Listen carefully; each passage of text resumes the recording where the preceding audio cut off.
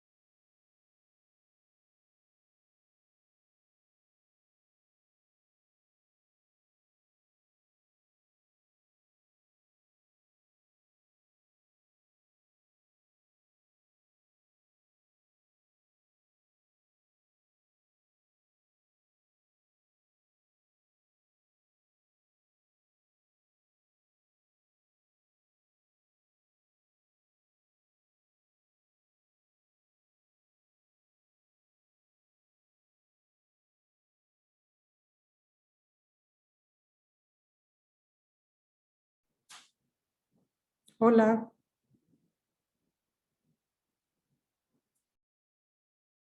Buenas tardes, ministra, ¿cómo está? Buenas tardes, ministra, ¿cómo está?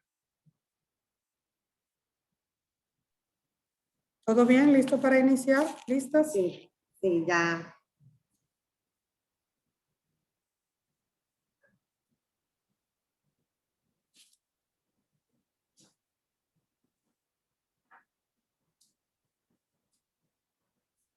Muy buenas tardes a todas y todos quienes se han conectado.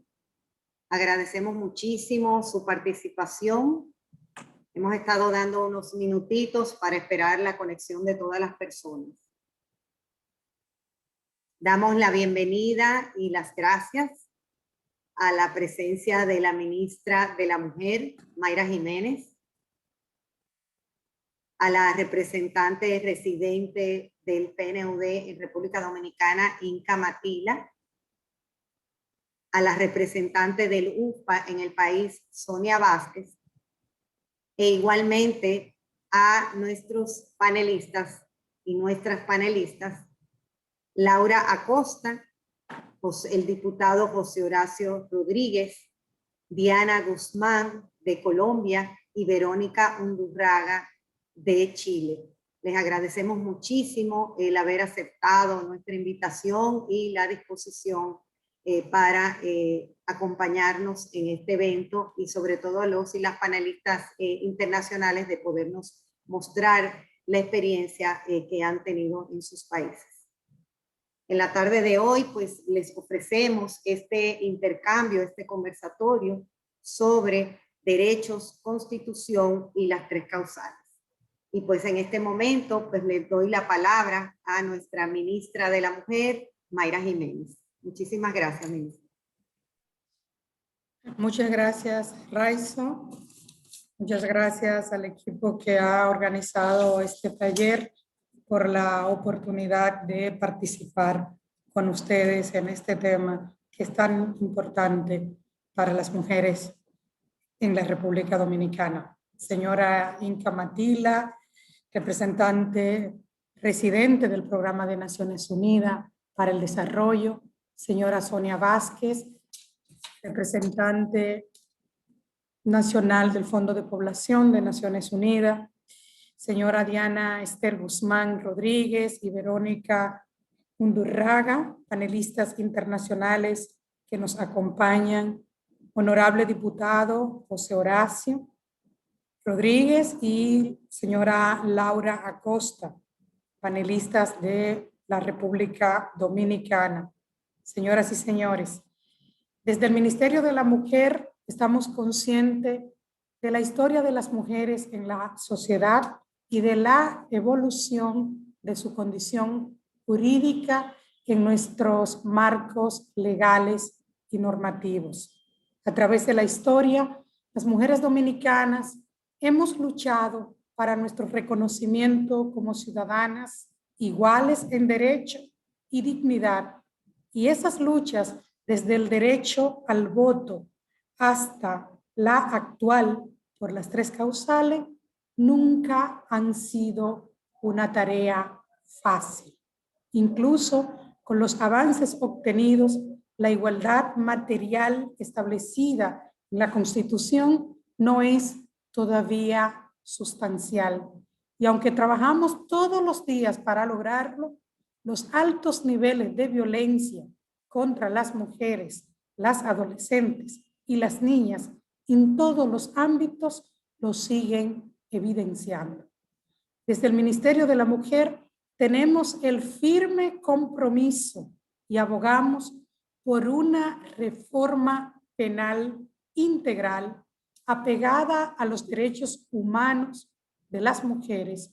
Un código penal sin causales es un código que sanciona a las mujeres cuando ejercen su derecho a decidir, pero sobre todo les impide salvaguardar su vida y su dignidad. Además, el Código Penal y todo nuestro marco legal deben avanzar de conformidad con las normativas y compromisos internacionales en el reconocimiento de los derechos humanos de las mujeres, las adolescentes y las niñas como bienes jurídicamente protegidos por el Estado dominicano. Desde el Ministerio de la Mujer, desde el Ministerio de la Mujer entendemos, y así lo hemos venido planteando, que la actual reforma penal integral debe admitir la inclusión de las 3 causales como eximentes de responsabilidad penal, siendo esta la respuesta más oportuna de un Estado que protege y garantiza la vida, la salud y la dignidad de las mujeres.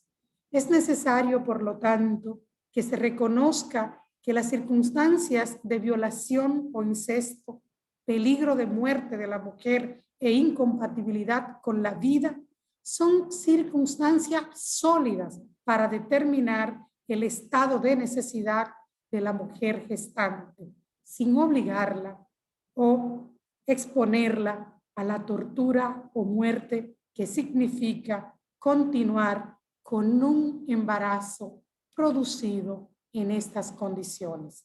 De este modo, abogamos por una reforma penal integral que tenga entre sus objetivos ofrecer a la sociedad dominicana una herramienta para que las mujeres que han sido maltratadas o estén en peligro de muerte puedan encontrar justicia. Desde el Ministerio de la Mujer estamos aquí en fiel cumplimiento de nuestra misión institucional, respaldando un código penal con 3 causales que garantice y proteja la vida, la salud, la autonomía y la dignidad de todas las mujeres en la República Dominicana. Esa es la posición del Ministerio de la Mujer, que ha sido siempre su posición y que la estamos reafirmando en este momento en el que nuestras mujeres, al igual que en otros momentos de la historia, están reclamando que se les respete su derecho, que se les respete su dignidad a decidir frente a estas eximentes. Muchas gracias y muchos éxitos en este importante diálogo. Muchísimas gracias, ministra, por su intervención, de verdad. Ahora pues pasamos la palabra a la señora Inca Matila, representante residente del PNUD en República Dominicana, quien va a ofrecer unas palabras en nombre del sistema de las Naciones Unidas en el país. Muchísimas gracias, Raiza, colegas, y disculpas por esta conectividad. Ahí tuve al último momento un desafío de conectividad en este momento. Como muy bien ha introducido Raiza Crespo, nuestra oficial de programa desde PNUD, Programa de las Naciones Unidas Programa de las Naciones Unidas para el Desarrollo PNUD, Hoy estamos aquí dando una bienvenida desde todo el sistema de Naciones Unidas en República Dominicana y ofrecemos una calurosa bienvenida a la ministra de Mujer, Mayra Jiménez. Qué bueno contar con usted, así como nuestra colega de Fondo de Población de las Naciones Unidas, Sonia Vázquez. Importante que desde diferentes agencias, bajo el liderazgo y coordinación del coordinador residente Mauricio Ramírez, nos estamos uniendo esfuerzos. A Cira Taveras, director ejecutivo del Centro de Investigación para Acción Femenina, CIPAF, y a Mireya Peña, asesora de Derechos Humanos de la Oficina del Coordinador Residente de Naciones Unidas en el país, con quienes hemos compartido la organización y coordinación del conversatorio. Bienvenidas, bienvenidos todos conectados. Y también queremos igualmente saludar y agradecer la participación de las panelistas y los panelistas que nacionales e internacionales que nos acompañan en la tarde de hoy. A las personas que se han unido a este importante intercambio, tomadores de decisiones, personas de gobierno y sociedad civil, reciban todos y todas un muy cordial saludo. Desde todo el sistema de Naciones Unidas, impulsamos iniciativas para el logro de igualdad de género, como una temática que se encuentra en el centro de los derechos humanos y nuestros valores como organización, uniéndonos desde diferentes agencias, fondos y programas.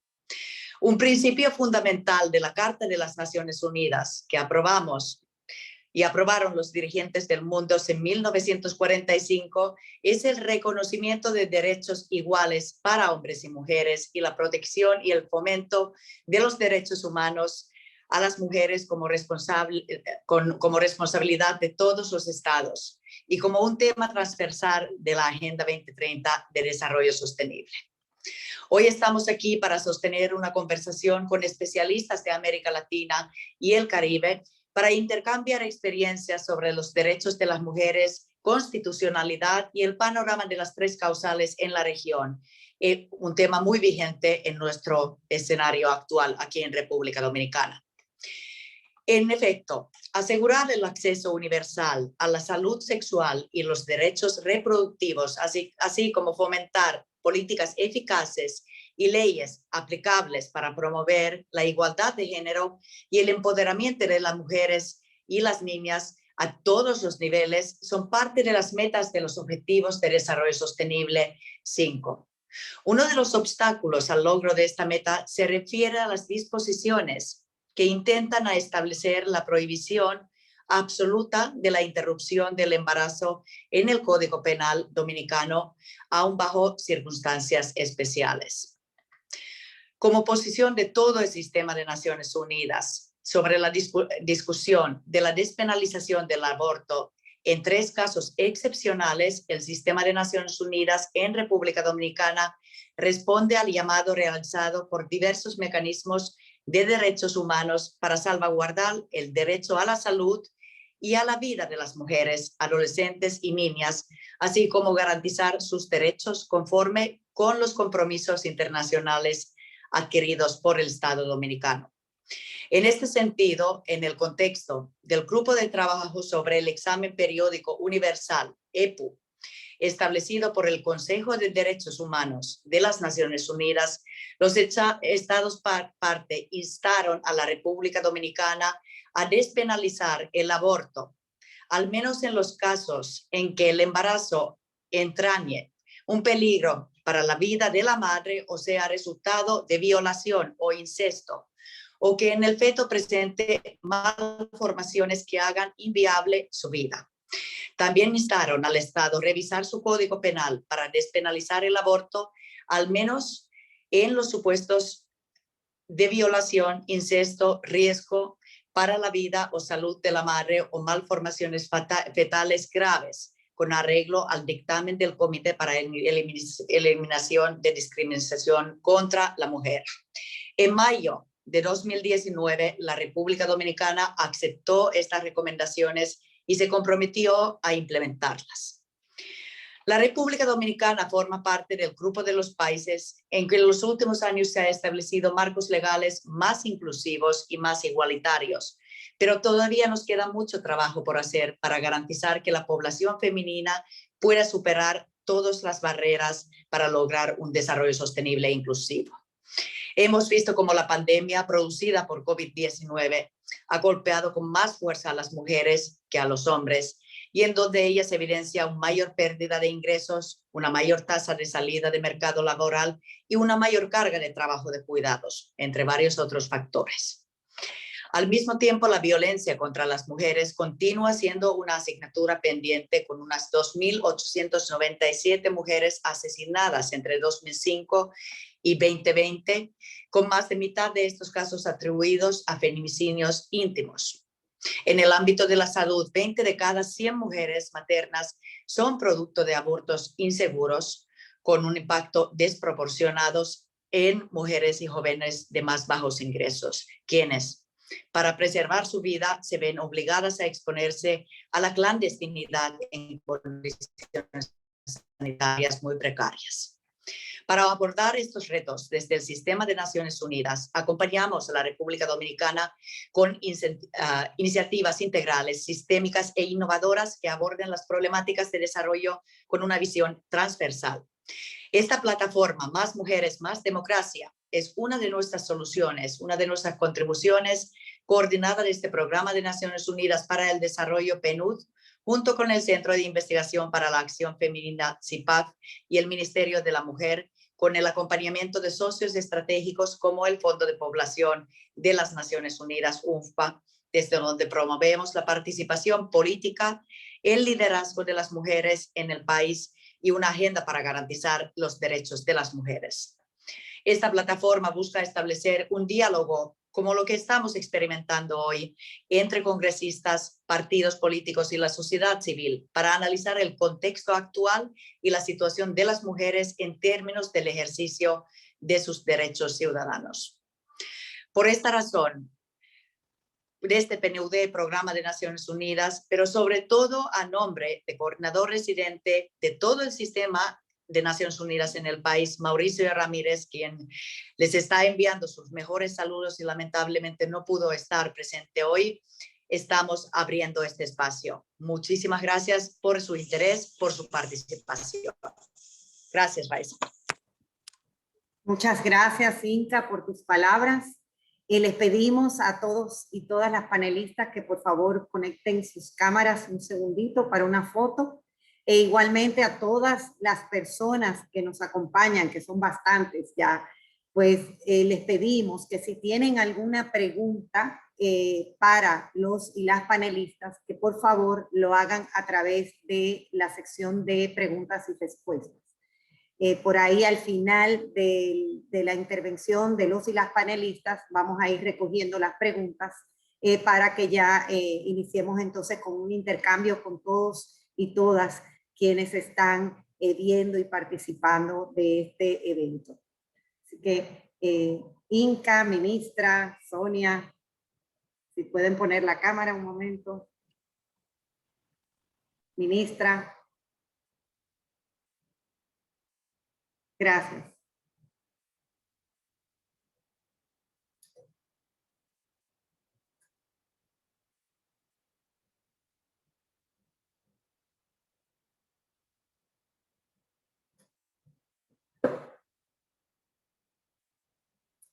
Muchas gracias. Ahora pasamos a nuestro panel y para esto pues presento a la representante del UNFPA en República Dominicana, a la señora Sonia Vázquez, quien va a introducir a los y las panelistas y también pues va a hacer las preguntas. Así que Sonia, te paso la palabra. Gracias, Sonia. Gracias, Raiza. Bueno, muchas gracias también a esta plataforma de Más Mujeres, Más Democracia, que tiene el liderazgo del PNUD y también de CIPAF, y que nos permite hacer este diálogo. Este panel, como ustedes ven, es un lujo, diría. Tenemos aquí, o contamos en este panel con Verónica Undurraga, quien es jueza de ética del Colegio de Abogados de Chile. Ella es doctora en Derecho de la Universidad de Chile y en esa misma casa de estudio donde obtuvo su licenciatura en Ciencias Jurídicas y Sociales, trabajó mucho tiempo como profesora y hoy es docente de la Universidad Adolfo Ibáñez. Fuera de su carrera docente, se desempeña como jueza de ética del Colegio de Abogados de Chile. Además, es socia fundadora de la Sociedad Chilena de Políticas Públicas y miembro del directorio de Fundación Pro Bono, del Seminario Latinoamericano de Teoría Constitucional y Política, que es un proyecto de la Escuela de Leyes de la Universidad de Yale, y de la Red Latinoamericana de Académicos del Derecho, Red ALAS. Bienvenida, Verónica, a este diálogo virtual. También como invitada internacional contamos con Diana Guzmán, quien es especialista en Derecho Constitucional de Colombia. Diana es doctora en Derecho de Stanford University, cuenta además con una maestría en Derecho de la Universidad Nacional de Colombia y una maestría en Investigación Sociojurídica de Stanford University. Diana es abogada y especialista en Derecho Constitucional de la Universidad Nacional de Colombia. Actualmente se desempeña como profesora asociada en la Universidad Nacional de Colombia en áreas de Derecho Constitucional, Justicia Transicional y Teoría y Sociología Jurídica. Además, es subdirectora de una institución que se llama De Justicia. Antes de irse a estudiar su doctorado, Diana se desempeñó durante varios años como coordinadora de investigaciones en las áreas de género y políticas de droga en esta institución de justicia, en donde además desarrolló varias investigaciones sobre el sistema judicial, derechos de las víctimas y educación legal. Diana es parte de la Asamblea General de Justicia. Muy bienvenida, Diana, a este diálogo virtual. Voy a pasar ahora a hacerle dos preguntas a ustedes dos. Y tenemos el tiempo, quisiéramos tener mucho tiempo, ¿verdad? Pero como siempre, el tiempo es limitado y tendrían unos 10 minutos para responderla. ¿Cuáles fueron los principales argumentos que permitieron compatibilizar en el ordenamiento jurídico de su país la protección del derecho a la vida desde la concepción y la despenalización del aborto en sus tres causales? ¿Cuál fue la estrategia utilizada en su país para superar los desacuerdos a nivel social y político frente a la despenalización del aborto en sus tres causales? Como ustedes ven, participantes, estas preguntas nos van a servir muchísimo dado el contexto en que se encuentra República Dominicana con relación a este tema. Bueno, le paso la palabra a ustedes. Empezamos con Verónica. Bueno, muchísimas gracias. ¿Me pueden escuchar bien? ¿Sí? ¿Me escuchan? Sí, escuchamos. Excelente. Escuchamos, Verónica. Bueno, antes que nada quiero agradecer esta importante invitación. Me da mucho gusto poder compartir la experiencia chilena. Hace no muchos años, muy bien pocos, estuvimos en la misma situación de ustedes y sabemos lo difícil que es. Muchas gracias por las palabras de la señora ministra y también al PNUD, al Fondo de Población y a todas las instituciones que están convocando a esta conversación, a este seminario. Bueno, para responder las preguntas, ¿cuáles fueron los principales argumentos que permitieron compatibilizar en el ordenamiento jurídico de Chile la protección del derecho a la vida desde la concepción y la despenalización del aborto en tres causales? Bueno, yo diría que en Chile, a diferencia de la Constitución de República Dominicana, yo creo hay un mandato constitucional de proteger la vida del que está por nacer, pero esa norma constitucional admite interpretaciones, en el sentido de que no necesariamente el que está por nacer se le reconoce la calidad de persona.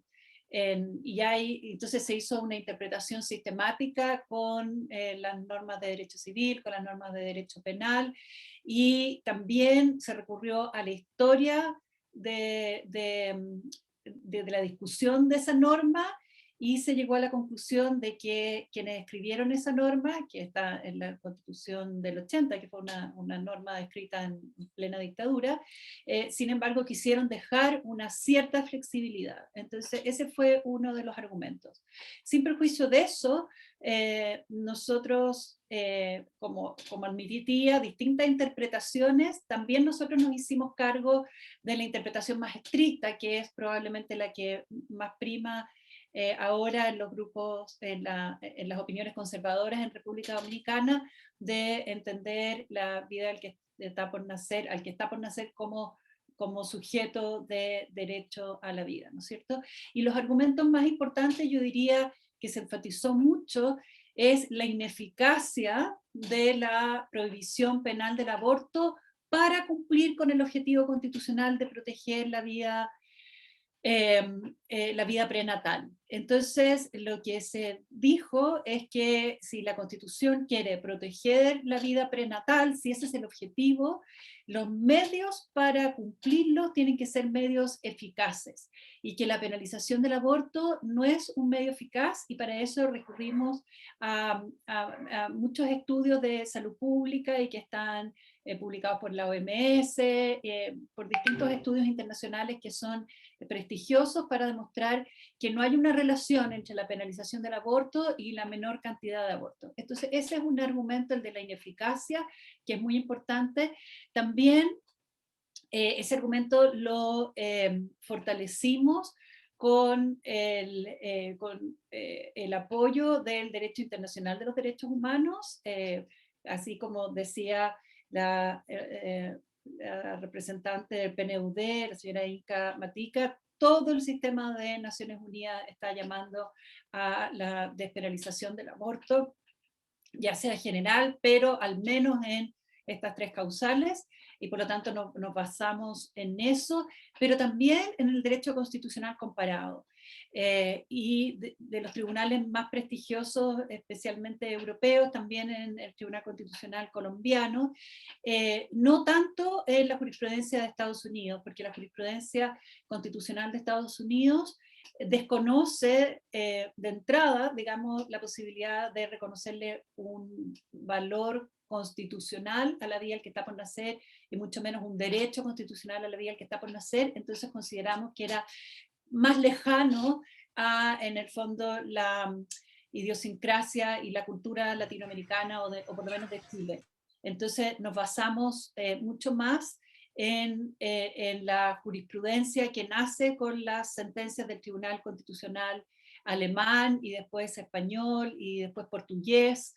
Entonces ahí hay una línea jurisprudencial que es muy interesante, que se basa en aplicar el principio de proporcionalidad, y el principio de proporcionalidad tiene varios tests, y el primer test requiere que una medida que sea restrictiva para derechos fundamentales, y en este caso derechos de la mujer, tiene que ser idónea para cumplir un fin legítimo.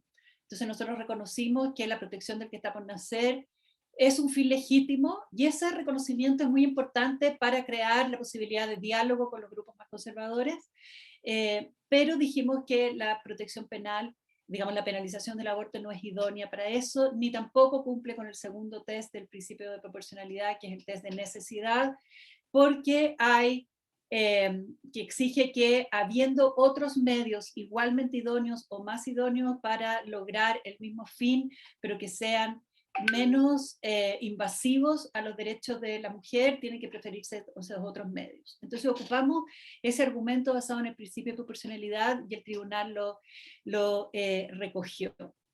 También hicimos mucho énfasis en que eran tres causales muy específicas, y cada vez que alguien del gobierno, por ejemplo, o que parlamentarias y parlamentarios hablaban de la ley, nunca utilizaban digamos, siempre hablaban de la ley de despenalización voluntaria del embarazo en 3 causales, así de largo. Nunca hablaban de la ley del aborto, de la ley de despenalización. Siempre la palabra despenalización voluntaria del embarazo en 3 causales, las 3 causales lo repetíamos todo el rato. Y en todos los afiches, en todo, se usaba el tema de las 3 causales para mostrar que lo que se estaba avanzando era muy poco en relación al panorama mundial, ¿no? Entonces, para dejarlo como una reforma, que era una reforma tímida dentro de las posibilidades, ¿no?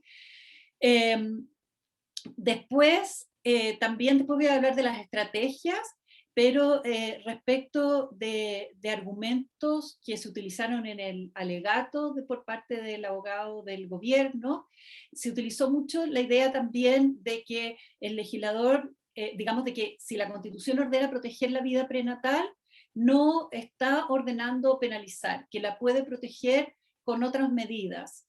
Y además se habló de que siempre se ha reconocido al legislador la posibilidad de modificar tipos penales, de agregar tipos penales, de quitar tipos penales, de modificarlo y de modificar sus penas.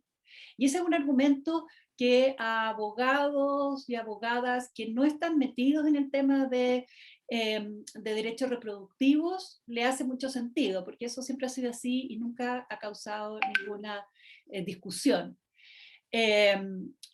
Y también se basó mucho en la doctrina penal de la inexigibilidad de otra conducta.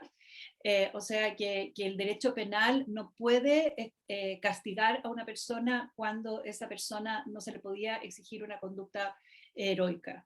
Eso es muy importante. También que no todo lo moralmente reprochable necesariamente se tiene que penalizar, ¿no?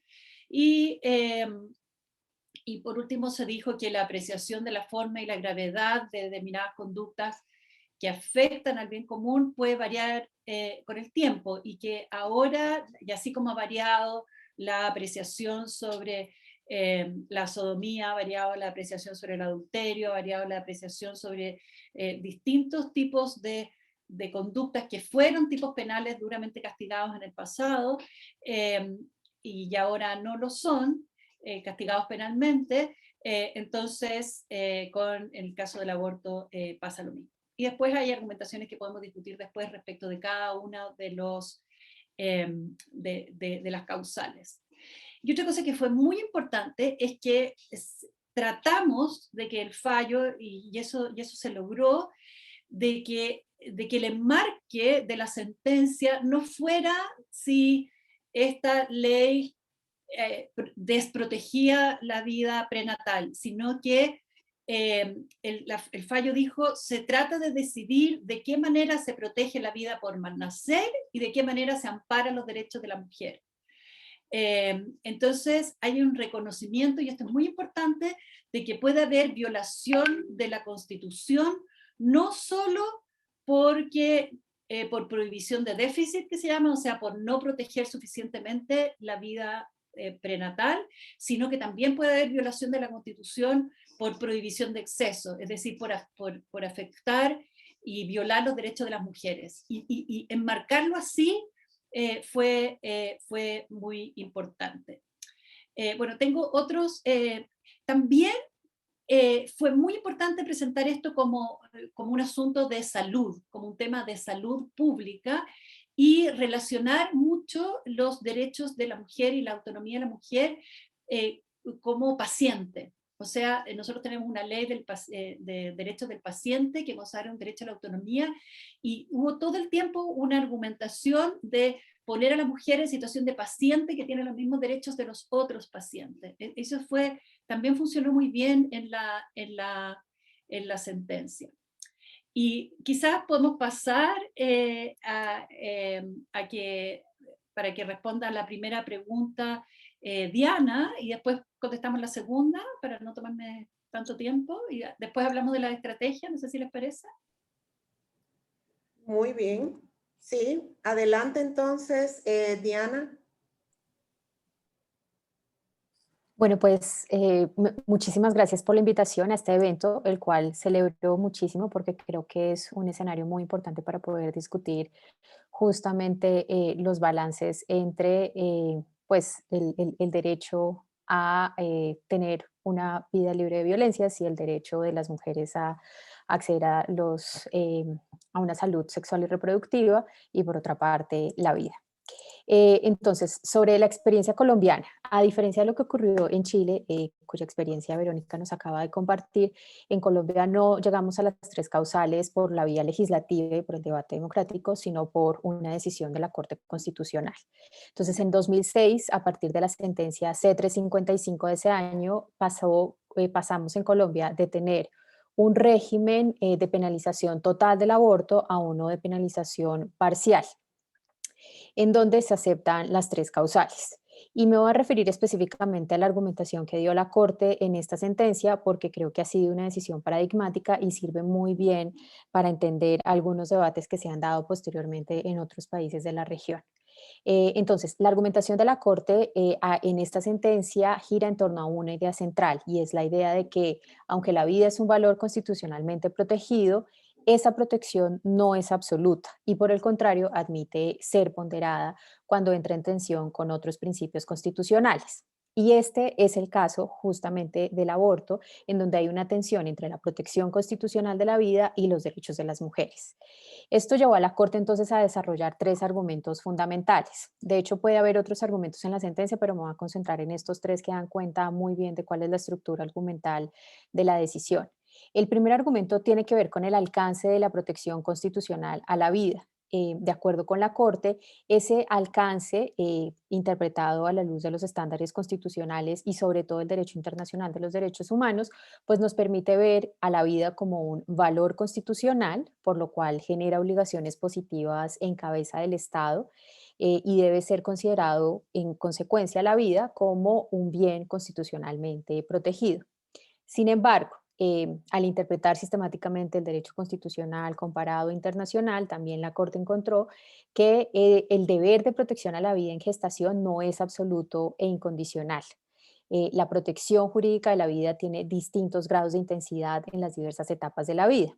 Así, la protección del nasciturus pues, no tiene la misma intensidad que la protección a la persona humana, a la persona ya nacida. Ese es el primer elemento.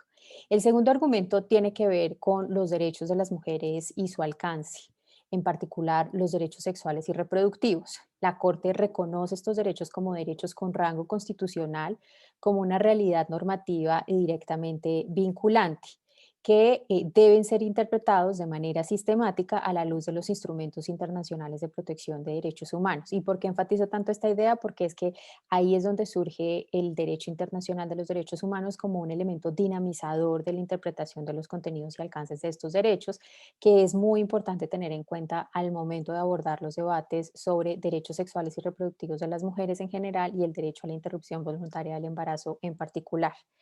En Colombia, estos derechos entonces, al ser vinculantes, pues generan ciertas obligaciones también para el Estado, como por ejemplo la obligación de garantizar que las mujeres tengan la posibilidad de decidir el número de hijos o hijas que quieran tener y por supuesto el derecho a tener una buena salud reproductiva. El tercer argumento de la Corte es esta idea de que aunque el legislador tiene la libertad para configurar las leyes, de acuerdo con nuestro ordenamiento constitucional, tiene también unos límites constitucionales. Y la Corte entonces se dedica a identificar cuáles son esos límites concretos cuando se trata del tema de aborto. Y esos límites incluyen tres.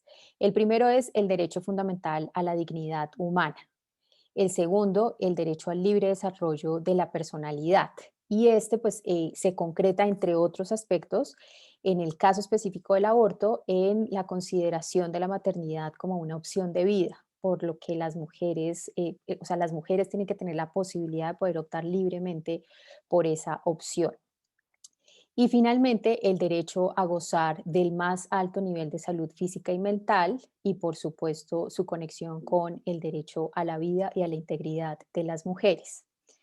Teniendo en cuenta estos elementos, entonces la Corte hace un ejercicio de ponderación entre la protección de la vida y los derechos de las mujeres. Y en este sentido, entonces, la Corte encuentra que si bien es cierto, el legislador tiene libertad para configurar la legislación penal, pues también tiene unas limitaciones. Y me va a permitir leer un párrafo que creo que encapsula muy bien la lógica fundamental de la Corte en este ejercicio de ponderación. Ahora bien, una regulación penal que sancione el aborto en todos los supuestos significa la anulación de los derechos fundamentales de la mujer y en esa medida supone desconocer completamente su dignidad y reducirla a un mero receptáculo de la vida en gestación, carente de derechos o de intereses constitucionales relevantes que ameriten protección.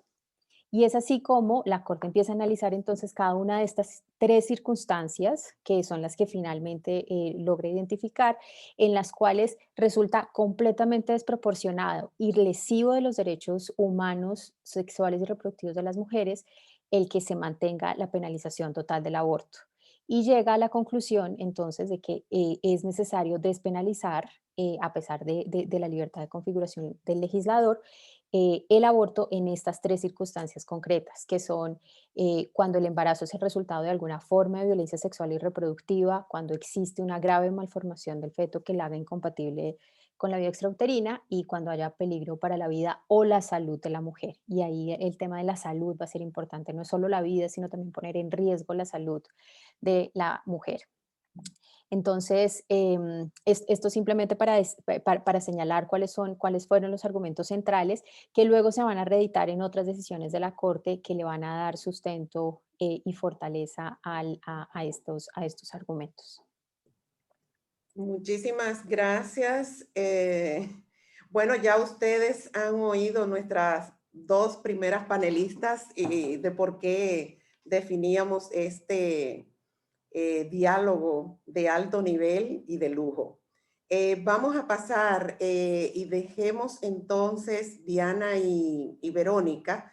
Dejamos la pregunta de las estrategias para un segundo momento y vamos a pasar con nuestros panelistas dominicanos. Laura Costa, especialista en Derecho Público. Laura es un poco tímida y modesta cuando le decimos que ella es una especialista en estos temas.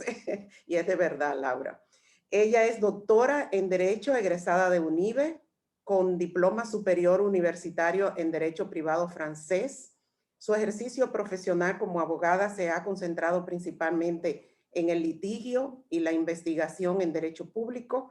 Su experiencia profesional abarca la investigación jurídica y el área de litigios. Se ha destacado en materia penal, en derechos y libertades fundamentales. En fin, hay una gran gama de práctica profesional en la cual Laura se ha concentrado. Derecho penal, económico, corrupción administrativa, libertad de expresión, etcétera. Ha participado en diversas cátedras y seminarios nacionales e internacionales y ha mantenido durante todo su ejercicio profesional colaboración directa con organizaciones sin fines de lucro, empresas particulares e instituciones del propio Estado dominicano en el ámbito de los derechos humanos, el derecho a la información y la contratación administrativa. Nuestro otro panelista dominicano, el diputado José Horacio Rodríguez, admirado por esta sociedad y con su eslogan famoso de la buena política. Bienvenido también, Horacio. Qué gusto, ¿no?, que seas parte de este panel. José Horacio es un joven abogado y político dominicano, graduado de licenciado en Derecho, magna cum laude, de la Pontificia Universidad Católica Madre y Maestra. Continuó sus estudios en España con la realización de un máster en Derecho Público, mención Derecho Administrativo, de la Universidad Complutense de Madrid.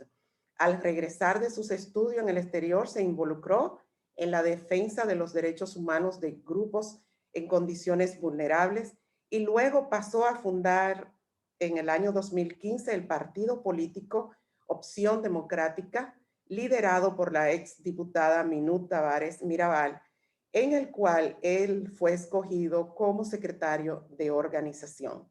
Luego de la fusión entre Opción Democrática y Alianza País, José Horacio se convierte en el más joven integrante de la Comisión Política de Alianza País. En este momento es diputado por la circunscripción número 1 del Distrito Nacional. A ustedes dos vamos a hacerle unas preguntas y Laura, voy a empezar contigo. Cada uno tiene 10 minutos, por favor, porque el tiempo, como decimos, apremia.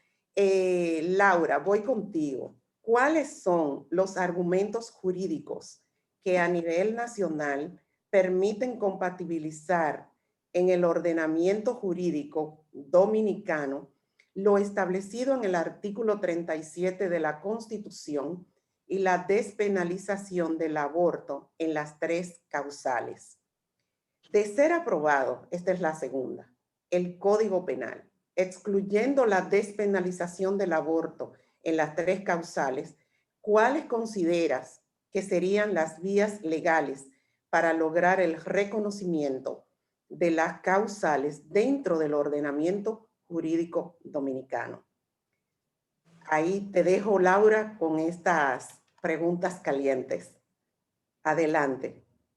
Bien, gracias a todos, principalmente al Programa de las Naciones Unidas para el Desarrollo, a CIPAF, al Fondo de las Naciones Unidas, por haberme invitado a este panel tan interesante.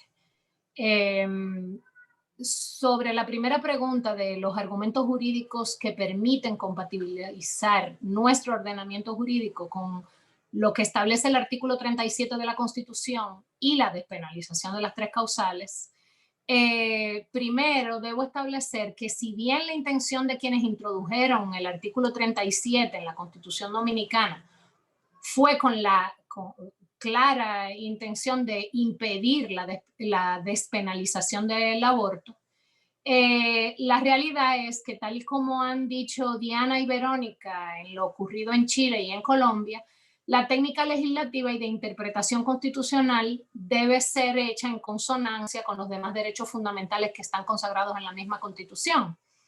De modo que al hacer esa interpretación constitucional, la propia Constitución impide que esa intención de los legisladores en su momento de introducir como limitante a la despenalización del aborto, el artículo 37, es impedida. No es posible materializarla jurídicamente desde el punto de vista constitucional. Si nos concentramos en las 3 causales de despenalización propuestas, 2 de ellas, por ejemplo, el peligro de muerte de la mujer, así como las malformaciones del feto incompatibles con la vida, atañen precisamente al artículo 37 de la Constitución, al derecho de protección a la vida a partir de la concepción, porque en el momento en que se presenta el conflicto entre decidir si una mujer debe continuar con un embarazo que atente contra su vida, si decidimos lo contrario, nos encontramos en una disyuntiva en que la muerte sería segura para la madre. En ese sentido, el propio artículo 37 de la Constitución permite la despenalización del aborto por la causal de peligro de muerte de la vida de la mujer en caso de continuar con el embarazo. Igualmente ocurre con las malformaciones del feto incompatibles con la vida, ya que es evidente que si de continuar el embarazo el feto moriría o nacería muerto, entonces nos encontramos igualmente con una disyuntiva que atañe al propio artículo 37 y que, de ser aplicado de manera estricta, debe dar como resultado la posibilidad de despenalización del aborto.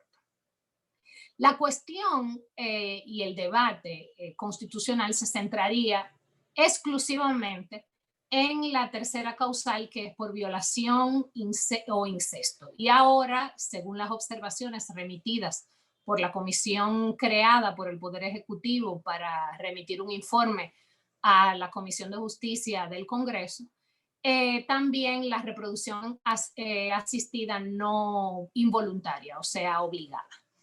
En esos casos, el feto, de continuarse el embarazo, podría nacer vivo y viable, y la mujer no tendría en peligro su vida. Sin embargo, tal y como señalaron en los casos de Chile y Colombia, y precisamente esa comisión creada por el Poder Ejecutivo lo menciona en sus observaciones, igual que ocurre con los casos de Chile y Colombia, nos encontramos frente a una colisión con el derecho a la vida de la mujer, el derecho a la dignidad de la mujer, el libre desarrollo de su personalidad. Nuestra Constitución establece en muchos artículos, pone como fundamento de la Constitución misma el respeto a la dignidad humana. Lo menciona varias veces, pero yo me concentro en lo que establece el artículo 5 y el artículo 38 de la Constitución, que señalan que el Estado está obligado a respetar la dignidad de las personas y que es necesario que el Estado se organice para hacer efectivo ese respeto a esa dignidad. Es indiscutible que la penalización absoluta del aborto en las tres causales propuestas afectan el derecho a la dignidad consagrado en la misma Constitución, sin tener que discutir a fondo sobre cuándo empieza o no la vida, que es una cuestión para algunos de naturaleza moral y para otros de naturaleza científica, a quienes tampoco se han puesto muy de acuerdo. La dignidad también está consagrada en los principios generales que están establecidos en la Ley General de Salud y nadie la cuestiona. La propia Constitución también en su artículo 40, numeral 15, establece que la ley debe ordenar lo que es justo y útil para la comunidad y no puede prohibir más de lo que le perjudica. Por lo tanto, la pregunta que uno se hace es saber dónde radica el perjuicio de la sociedad en obligar a una mujer a parir un feto muerto o que morirá al nacer. También nos preguntamos en qué perjudica a la sociedad que una mujer opte por salvar su vida en vez de continuar con un embarazo. Y si esto es útil y justo para la sociedad y para la propia mujer. Otro texto constitucional que permite establecer la imposibilidad de la penalización absoluta del embarazo es el artículo 42 de la Constitución, que establece en su numeral primero la imposibilidad de que una persona sea sometida a torturas, procedimientos vejatorios que impliquen la pérdida o disminución de su salud. Lo mismo ocurre con el artículo 43, que establece el derecho al libre desarrollo de la personalidad. El mismo artículo 42, pero en su numeral 3, que establece que nadie puede ser sometido a exámenes y procedimientos médicos, salvo cuando se encuentra en peligro su vida.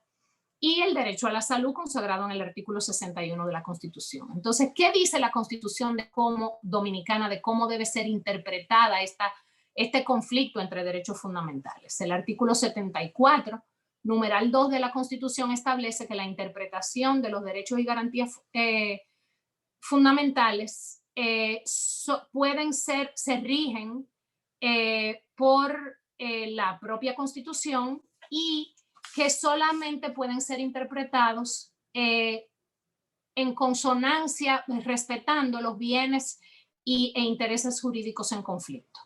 Entonces, otro asunto que hay que tomar en cuenta a la hora de establecer la constitucionalidad de la despenalización del aborto por tres causales es que la propia Constitución establece en el mismo artículo 74 que ya señalé que la República Dominicana incluye dentro de su ordenamiento jurídico con un carácter supralegal al mismo nivel de la Constitución de la República las convenciones de derechos humanos, entre ellas, para el efecto de las causales que hemos planteado, nos encontramos con la Convención Interamericana para Prevenir y Sancionar la Violencia contra la Mujer y también la Convención sobre la Eliminación de todas las formas de discriminación contra la mujer.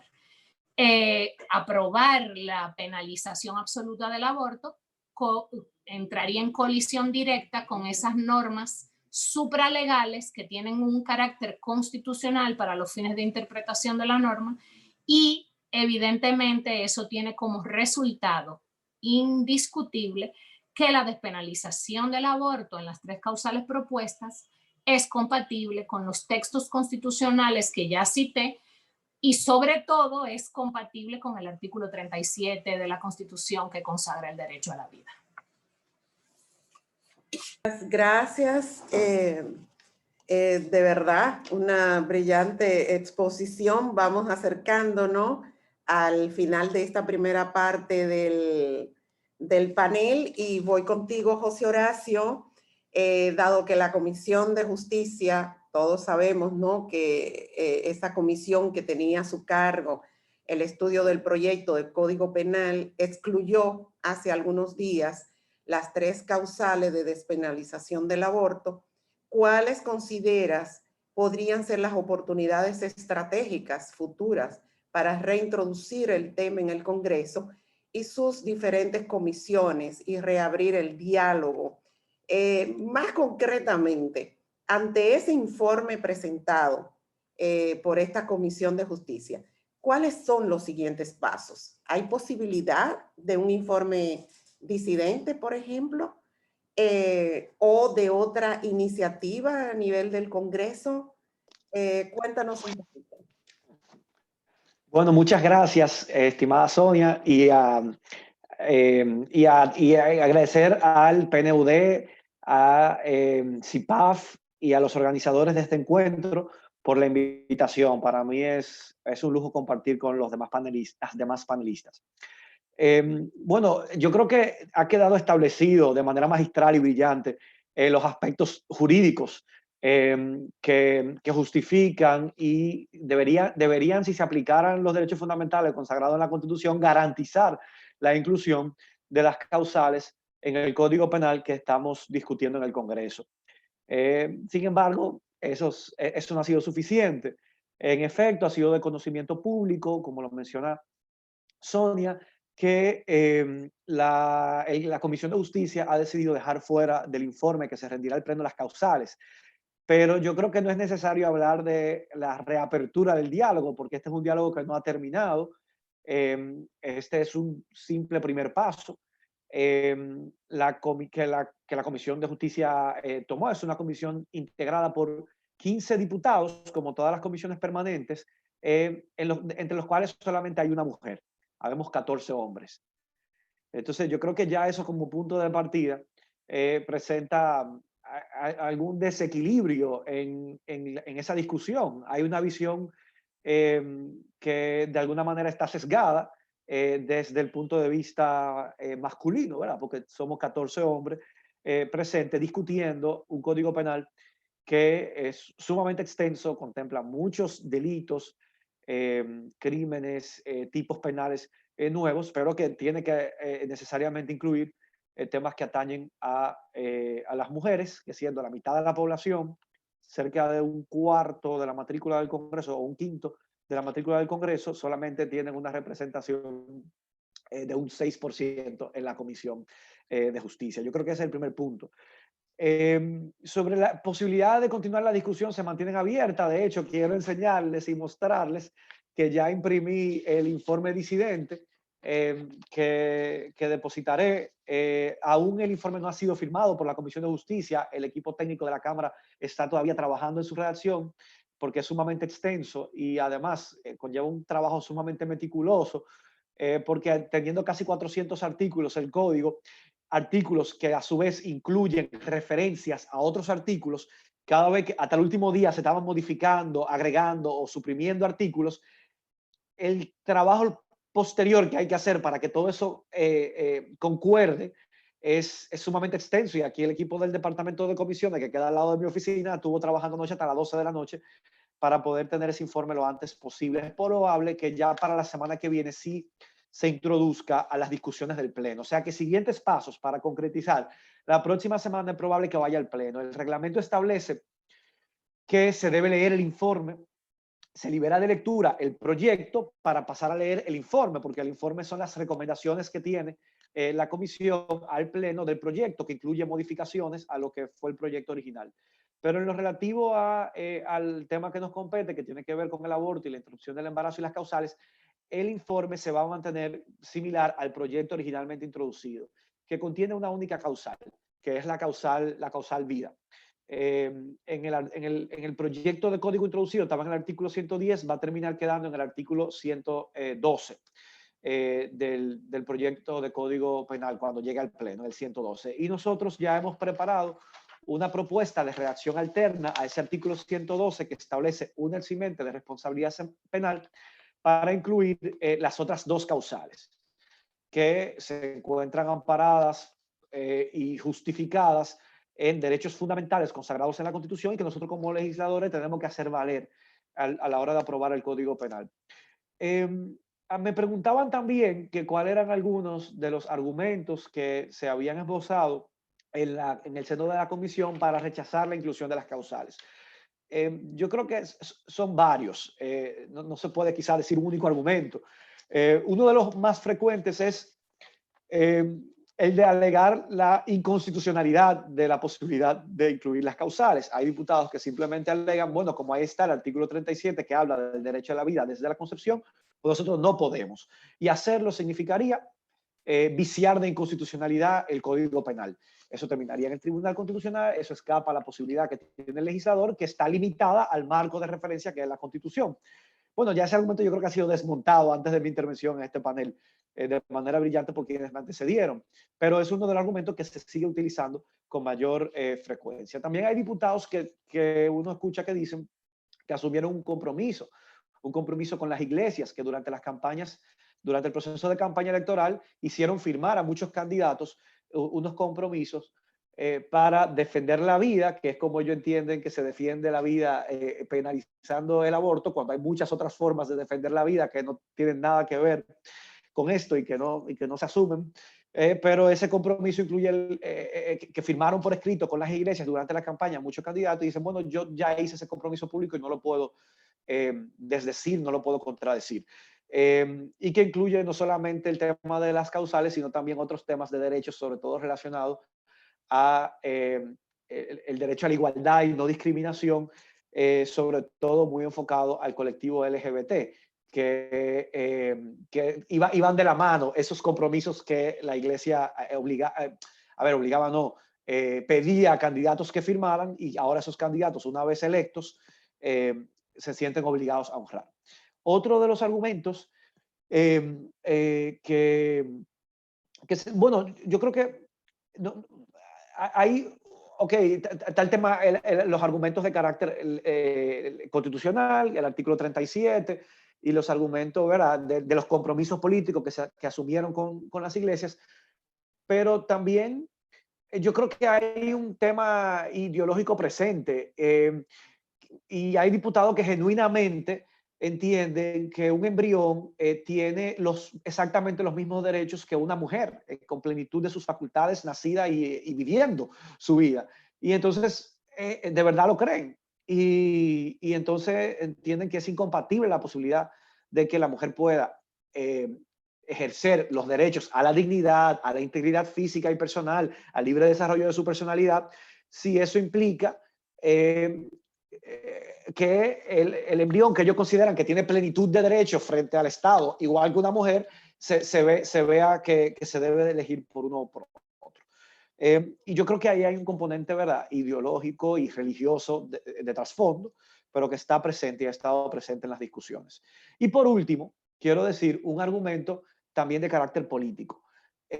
Hay diputados que, favoreciendo las causales, no votaron su inclusión en el código. Y todos esos diputados que aún favoreciendo las causales no votaron por incluirla en el código, pertenecen todos al partido oficialista. Yo no puedo, ellos niegan que existe una línea, pero yo creo que hay una línea, porque no encuentro otra explicación de que todos los diputados de ese partido, de los que dicen estar a favor de las causales, hayan votado por sacarlas del código.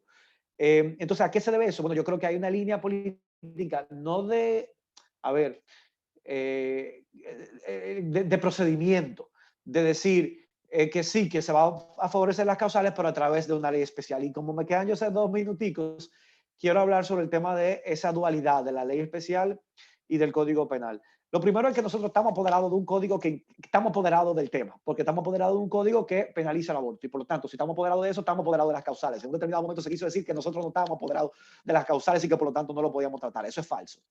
Pero tenemos que dotar al país de un nuevo código. Yo me pregunto qué sentido tiene luego de 20 años discutiendo el Código Penal en el Congreso, un código que tiene vigente desde el año 1884,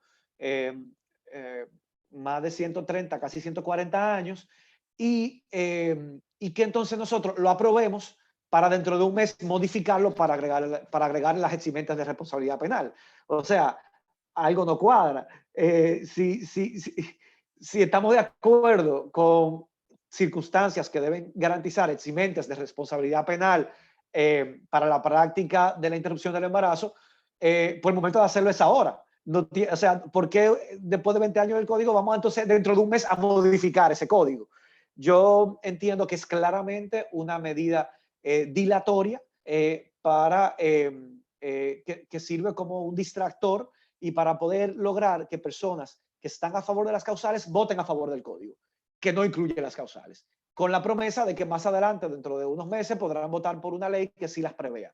Claro, yo entiendo que esa ley se tiene que dejar ahí ante la eventualidad de que finalmente el código sea aprobado tanto en la Cámara de Diputados en 2 lecturas, en el Senado en 2 lecturas y promulgado por el Ejecutivo sin causales. Entonces, en ese momento sí podemos hablar de una ley especial, porque tenemos un código que conculca derechos fundamentales y que la forma de corregir esa situación será a través de una ley especial. Pero mientras estemos apoderados del Código Penal, la lucha tiene que circunscribirse y mantenerse allí dentro. Bueno, esas han sido las reflexiones. Si queda cualquier otra pregunta, pues entonces estoy abierto para contestarla. Muchísimas gracias, Horacio. Súper.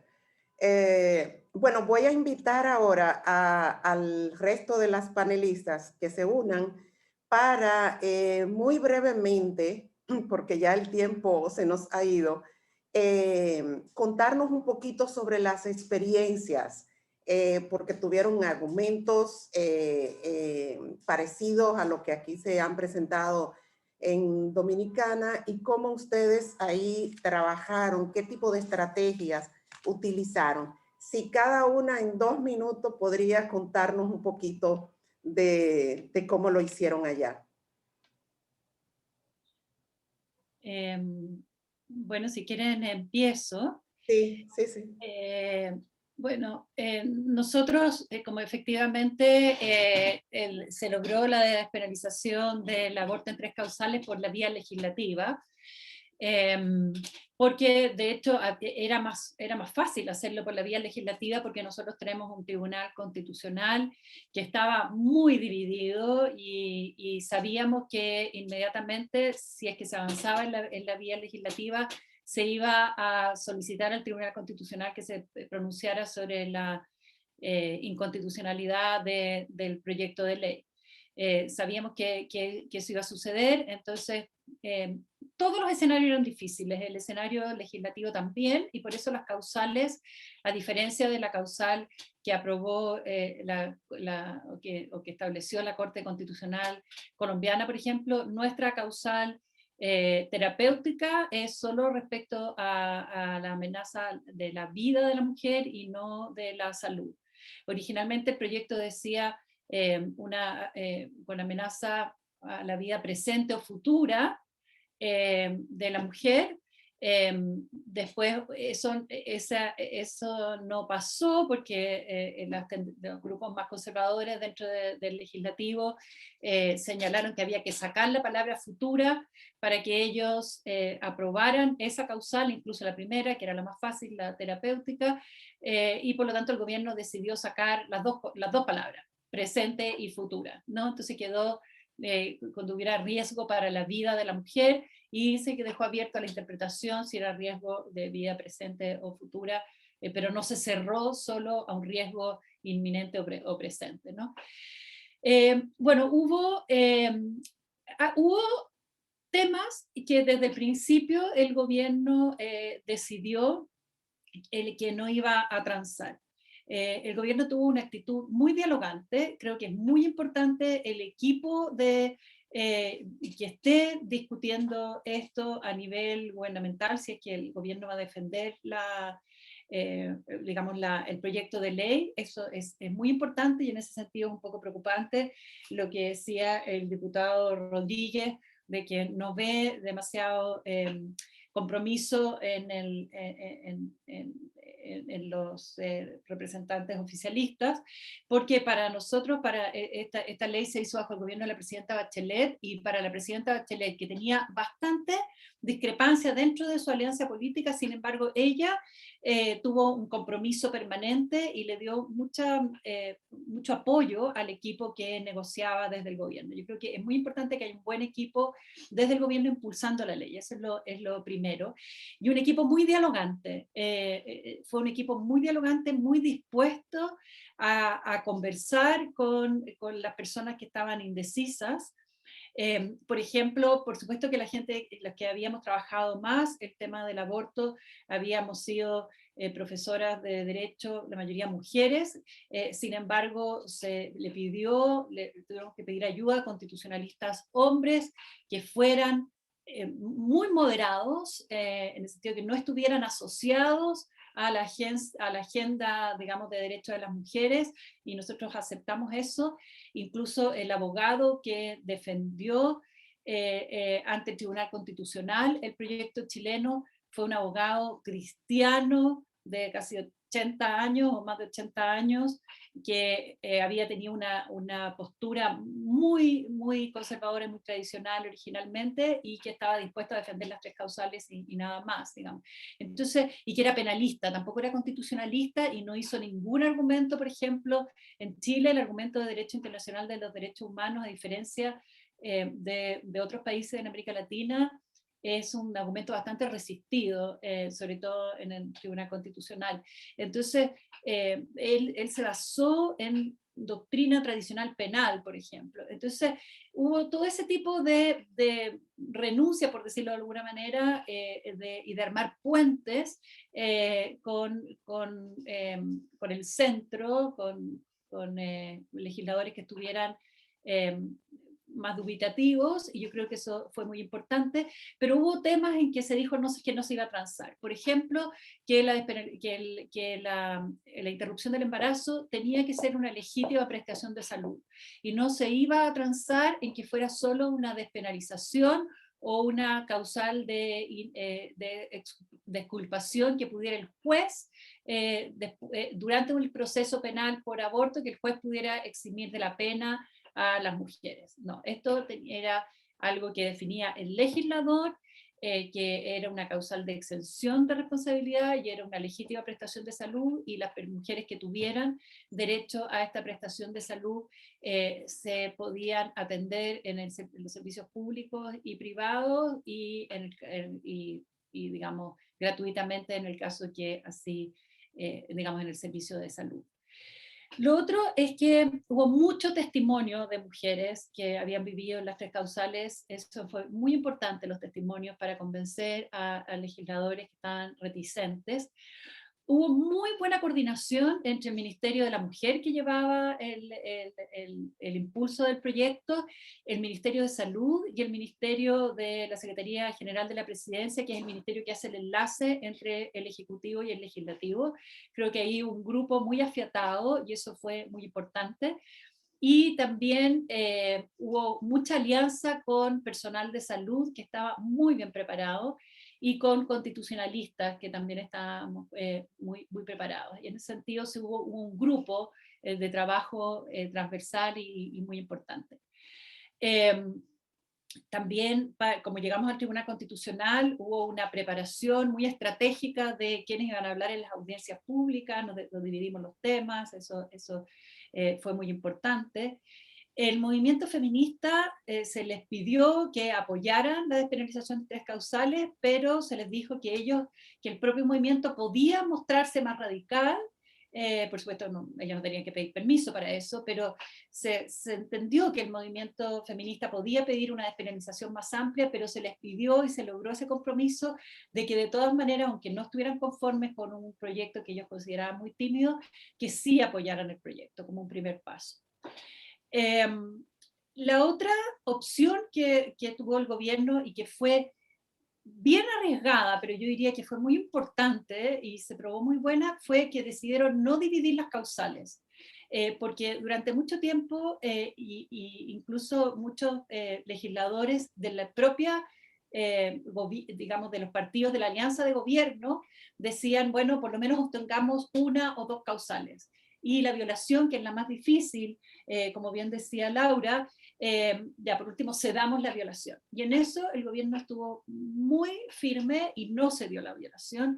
Y yo creo que eso es muy importante porque la causal de violación es aquella que muestra que en el fondo hay efectivamente un compromiso, digamos, con aplicar la Constitución completa, ¿no es cierto?, los derechos de las mujeres y también el mandato de proteger la vida prenatal.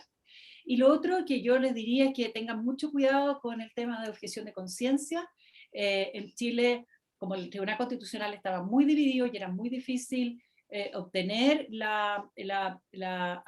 digamos, la declaración de constitucionalidad de este proyecto, hubo digamos, para obtener los votos necesarios se transó bastante en términos de objeción de conciencia. El proyecto estaba muy bien concebido originalmente, en que la objeción de conciencia era a los profesionales de salud que intervinieran directamente en la interrupción del embarazo, y terminó ampliado a todos los profesionales de salud que estuvieran en el pabellón, se decía, a pesar de que no siempre hay pabellón, ¿no es cierto? Eso va a requerir interpretación, pero también se aceptó, o sea, el tribunal declaró inconstitucional la norma sobre objeción de conciencia e impuso una objeción de conciencia institucional, que yo creo que va a hacer mucho daño a Chile, pero más daño todavía si esa objeción de conciencia institucional se empieza a aceptar en otros países de América Latina. Y yo digo que más daño porque Chile dentro de todo tiene una red de salud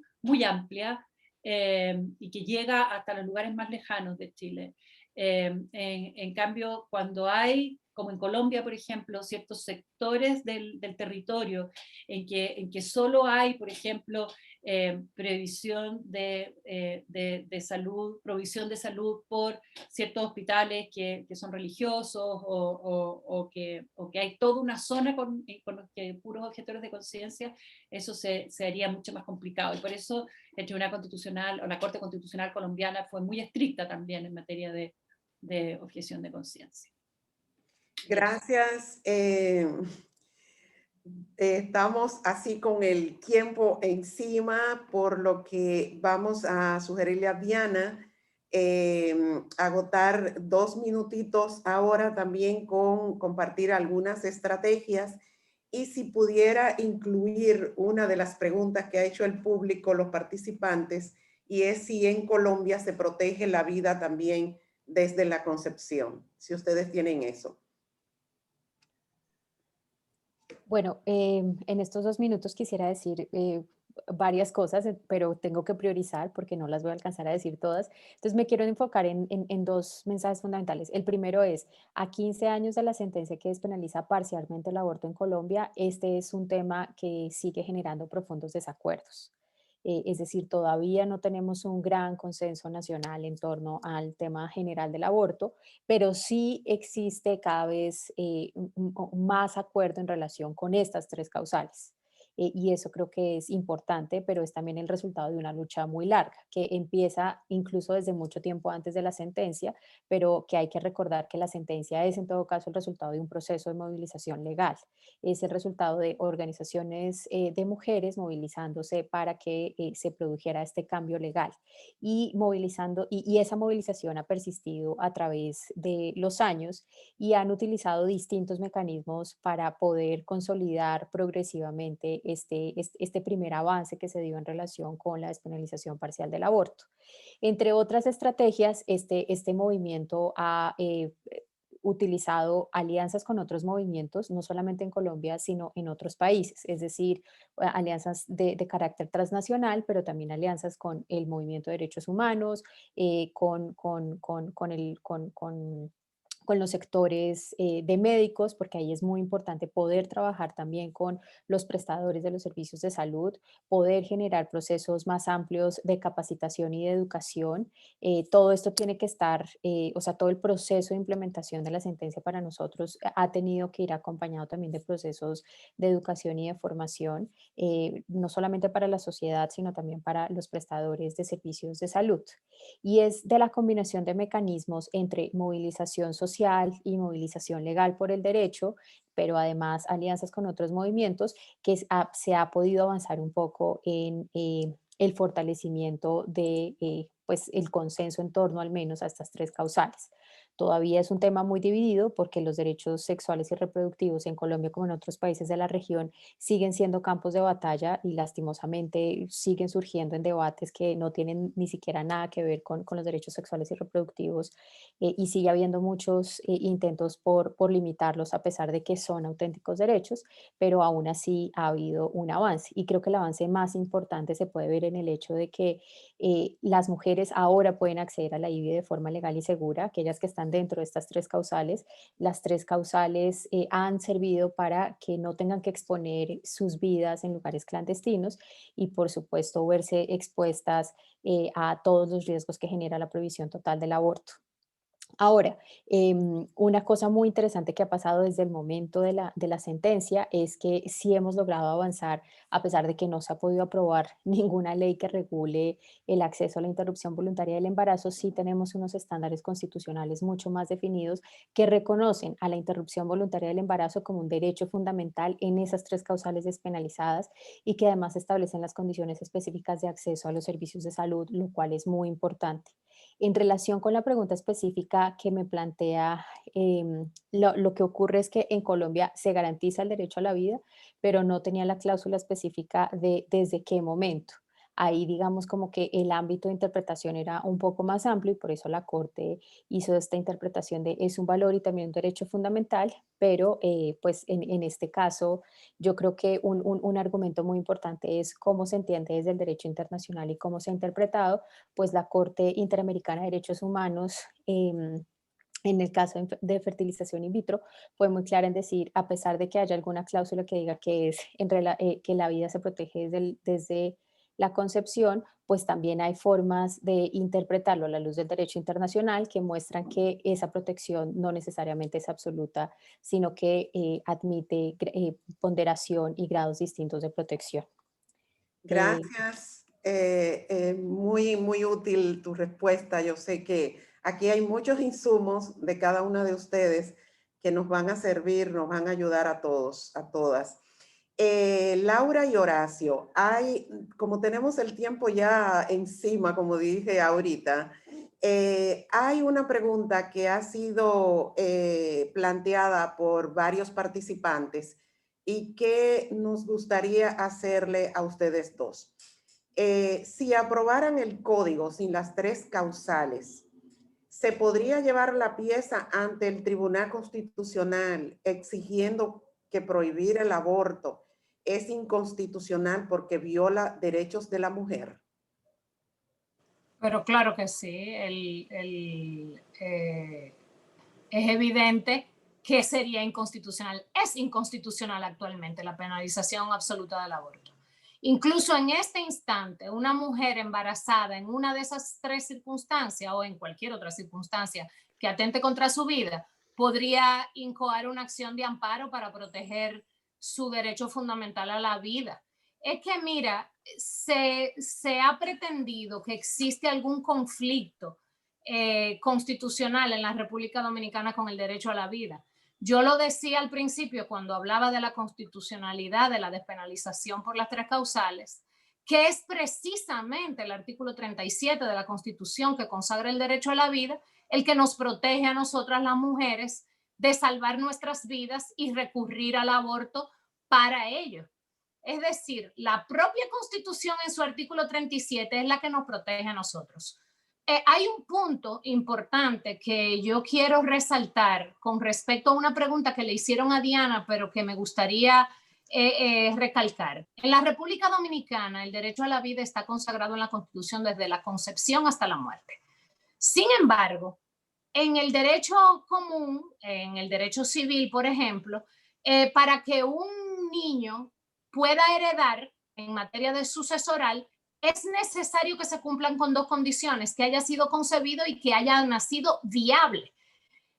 También en nuestro Código Penal y en nuestra Ley de Tránsito, por ejemplo, si a una mujer es víctima de homicidio voluntario o involuntario y está embarazada de una criatura y pierde la vida esa criatura, el Código Penal no sanciona ni la Ley de Tránsito como que ocurrió un homicidio de 2 personas, sino que esa legislación establece que la sanción es por el homicidio de la mujer y luego se puede someter a esa mujer, a esa victimario, a sanciones penales por haber producido el aborto, pero no por homicidio de una persona.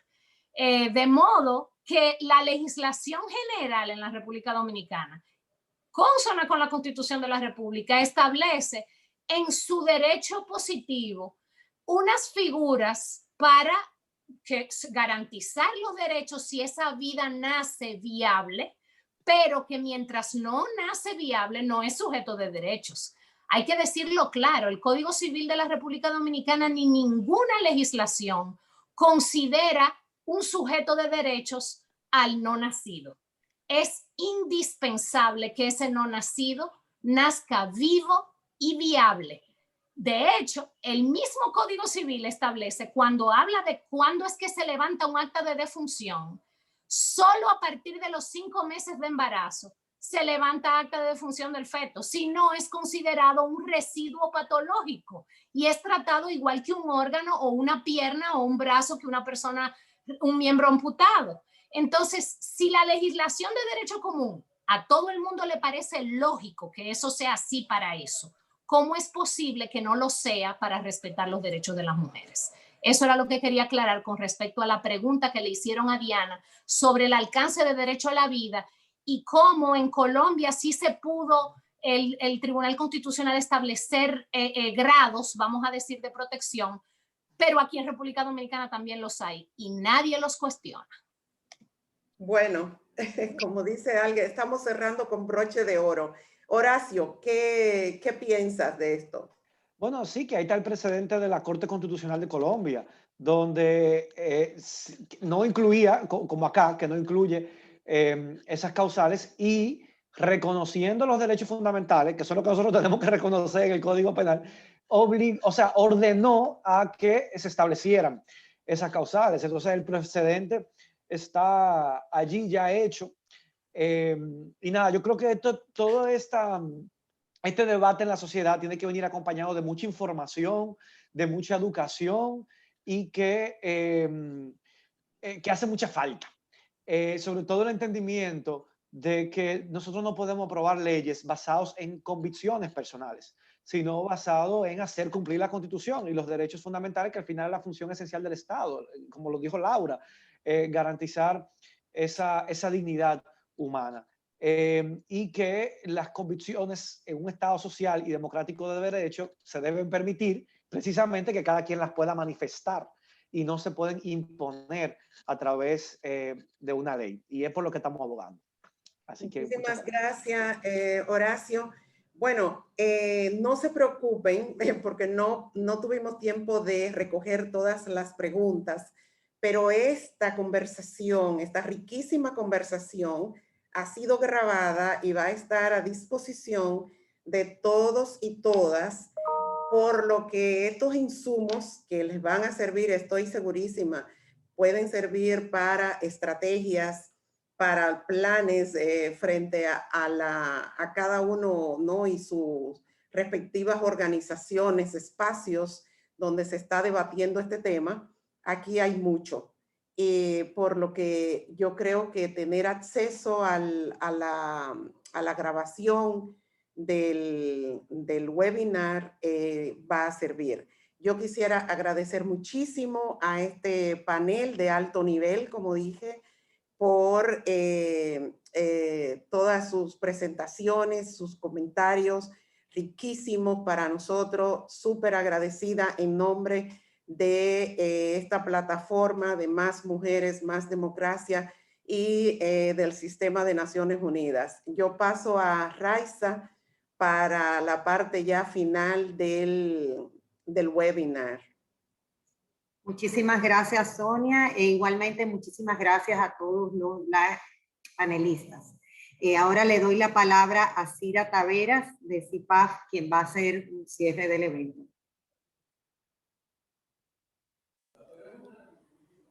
Bueno, señores, yo creo que después de esos contundentes argumentos que tenemos en el día de hoy, lo único que nos queda por recordar es que las democracias deben garantizar, perdón, mi video no estaba encendido.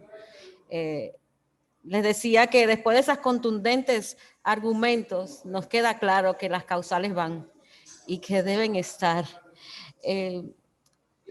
Lo único que quisiera recordar es que las democracias deben garantizar que nadie se quede fuera y sin las causales estamos abandonando a su suerte a las familias más empobrecidas porque ellas son quienes sufren las consecuencias de la penalización total. Las causales son un problema de todas y todos porque cuando el Estado nos niega la oportunidad de elegir vivir frente a un embarazo de alto riesgo, no solo nos vemos afectadas nosotras, sino que también afectamos a todos los que cuidamos y a nuestras familias. La vida y la salud y la dignidad son derechos fundamentales que seguirán siendo vulnerados mientras haya una ley que nos obligue a morir o a desproteger nuestra salud. Aprobar las 3 causales no obliga a nadie a realizarse un aborto. Sin embargo, prohibirlo en todas las circunstancias, aprobando un código sin causales, está obligando a mujeres a morir. Y por eso las organizaciones de mujeres y de la sociedad civil continuaremos reclamando que las causales van hasta que estén. Muchísimas gracias a todas y a todos, a los que nos acompañaron, a las más de 100 personas que estuvieron durante todo este tiempo con nosotras. Y muchísimas gracias a las panelistas, José Horacio, muchísimas gracias. Gracias a ustedes. Buenas tardes. Gracias. Buenas tardes. Gracias. Muchas gracias, un gusto. Muchas gracias, Verónica y Diana. Verónica, Diana, súper. Gracias. No puedo encender el video, no sé por qué, pero les mando mucho cariño y fue muy interesante. Encantada las amigas de Colombia y Chile. Sí, fue buenísimo. Muchísimas gracias. Bueno, escuchar su experiencia. Sí, bueno, la grabación va a estar en los canales de YouTube del PNUD y del UFPA. Fue buenísimo. Yo tengo como 40,000 notas aquí de todo lo que tenemos que agregar. Laura, ¿qué te digo, Laura?